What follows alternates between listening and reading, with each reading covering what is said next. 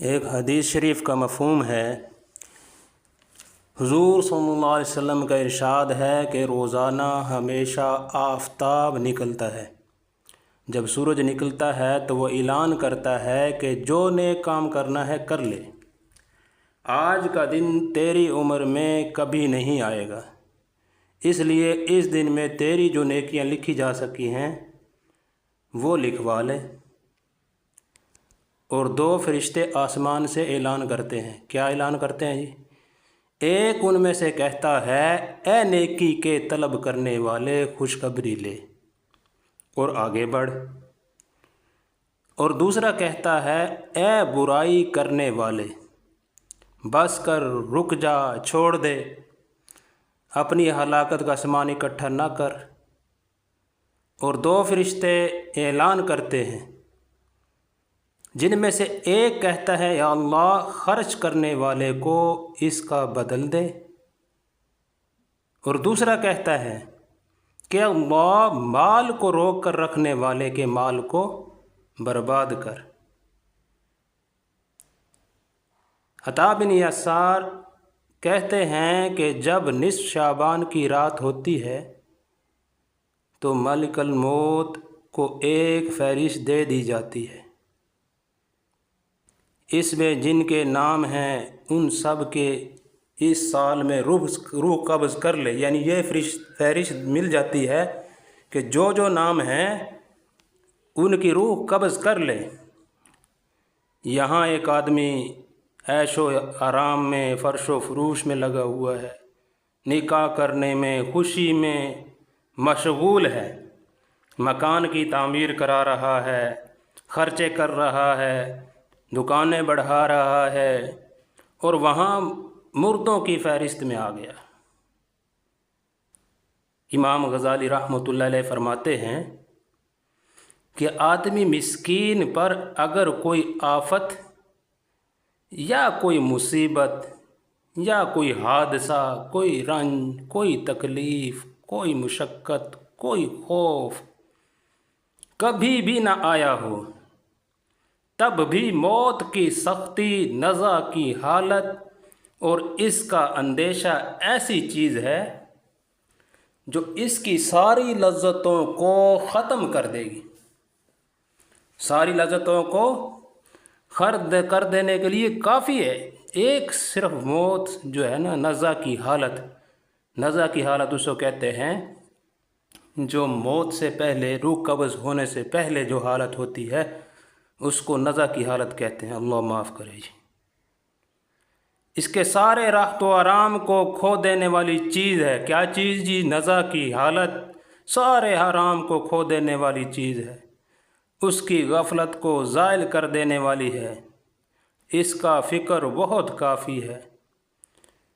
یہی چیز خود اتنی سخت ہے کہ اس کی فکر اور اس کی تیاری میں آدمی کو ہر وقت مشغول رہنا چاہیے۔ ہاں جی، غافل نہیں ہونا چاہیے، بالخصوص ایسی حالت میں کہ اس کا وقت معلوم نہیں کہ کب آ کر مسلط ہو جائے۔ جی، ایک حکیم کا قول ہے جی کہ رسی دوسرے کے ہاتھ میں ہے، نہ معلوم کب کھینچ لے، یعنی اپنے جو ہے اختیار کی چیز نہیں ہے موت، کسی وقت آ جائے۔ حضرت لقمان علیہ السلام کا ارشاد کہ اپنے بیٹوں سے ارشاد فرماتے ہیں کہ موت ایسی چیز ہے جس کا حال معلوم نہیں کہ کب آئے، اس کے لیے اس سے پہلے پہلے تیاری کر لے کہ وہ دفعتاً آ جائے۔ اور تعجب کی بات ہے کہ اگر آدمی انتہائی لذتوں میں مشغول ہو، لہو لعب کی اونچی مجلس میں شریک ہو، اور اس کو یہ معلوم ہو جائے کہ ایک سپاہی اس کو تلاش میں ہے جو کسی جرم کی سزا میں اس کے 5 کوڑے مارے گا، تو ساری لذت، سارا عیش و آرام اس کا ختم ہو جائے گا۔ بلکہ عیش و آرام تو کیا، اگر صرف اتنا ہی معلوم ہو جائے کہ اس کے پاس اس کی گرفتاری کا وارنٹ ہے، وہ آج کل میں اس کو گرفتار کر لے گا تب بھی ساری لذتیں ختم ہو جائیں گی، رات کو نیند اڑ جائے گی، حالانکہ اس کو معلوم ہے کہ موت کا فرشتہ ہر وقت اس پر مسلط ہے، اور موت کی سختیاں جو ہزاروں کوڑوں سے بڑھ کر ہیں اس پر مسلط ہیں، اس پر مسلط کرنے والا ہے موت کا فرشتہ، پھر بھی ہر وقت اس طرح غافل رہتا ہے۔ یہ جہالت اور غرور کی انتہا نہیں ہے تو کیا ہے یہ؟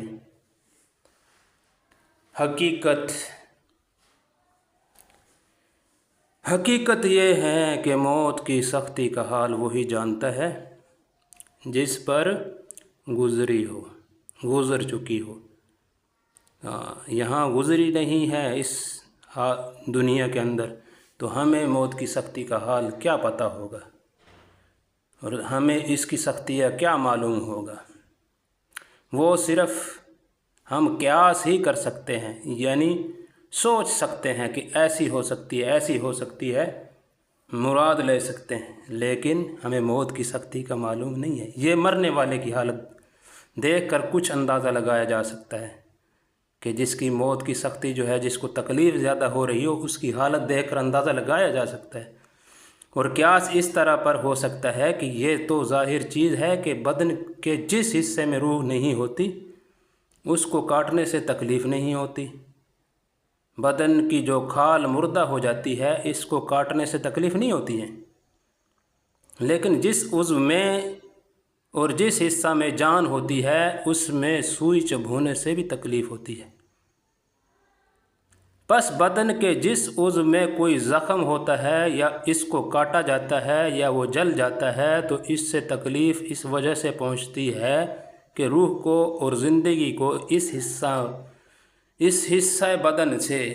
بدن کے اس حصہ سے اس کا تعلق ہے۔ اگر تعلق جدا ہو جائے، جیسے ناخن ہے، ناخن اب کاٹ لیا جائے، ناخن زمین میں پڑا ہے، زمین پہ مردہ ہے، اگر جو ہے جسم کے ساتھ لگا ہوا ہے تو وہ تکلیف ہوگی۔ اب وہ ناخن جو بڑھ گیا ہے وہ کاٹ لیں تکلیف نہیں ہوتی، اگر جو ہے ساتھ ملا ہوا جسم کے ساتھ اس کو کاٹ لیں تکلیف ہوتی ہے۔ اس تعلق کی وجہ سے اس عضو کے ذریعہ روح پر اثر پہنچتا ہے، اور روح سارے بدن میں پھیلی ہوتی ہے۔ جو جیسے ناخن ہے، ناخن کو اگر جو ہے تھوڑا سا جہاں جسم کے ساتھ لگا ہوا ہے اس کو تھوڑی ہی چوٹ لگے تو پورے جسم کے اندر جو ہے حرکت پہنچتی ہے۔ تو دیکھ لیں بھائی، یہ ہے موت کی سختیاں۔ تو اللہ پاک ان موت کی سختیوں سے بچائے، اس لیے کہ موت براہ راست ساری روح کو کھینچتی ہے جو بدن کے سارے اعضاء میں پھیلی ہوئی ہوتی ہے۔ اس لیے بدن کا کوئی حصہ بھی ایسا نہیں ہوتا جس میں اتنی ہی تکلیف نہ ہوتی ہو جتنی کہ کاٹنے سے ہوتی ہے۔ جی، اس لیے کہ کسی عضو کے کاٹنے سے اس وجہ سے تکلیف ہوتی ہے کہ روح اس سے جدا ہوتی ہے، اور اگر روح جدا ہو جائے جیسے ناخن ہے تو تکلیف نہیں ہوتی۔